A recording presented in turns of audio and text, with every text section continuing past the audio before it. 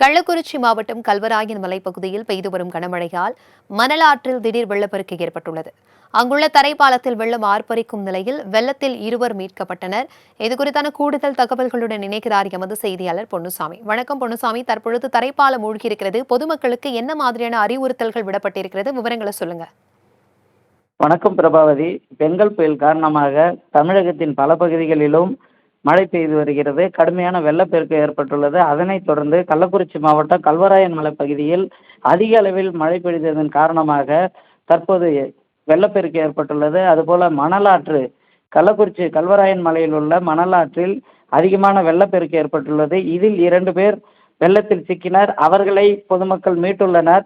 அது மட்டும் இல்லாமல் கோமிகி அணைக்கு அதிக நீர்வரத்து அதிகரித்துள்ளது. அதனைத் தொடர்ந்து கள்ளக்குறிச்சி மாவட்டமான கல்வராயன் மலையில் உள்ள வெள்ளிமலையிலிருந்து கொட்டப்புத்தூர் செல்லும் வழியில் ராட்சத மரம் ஒன்று விழுந்து போக்குவரத்து முற்றிலும் பாதிக்கப்பட்டுள்ளது.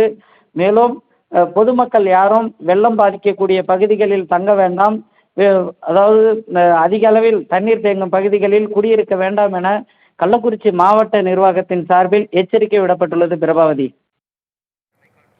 தகவல்களுக்கு நன்றி பொன்னுசாமி.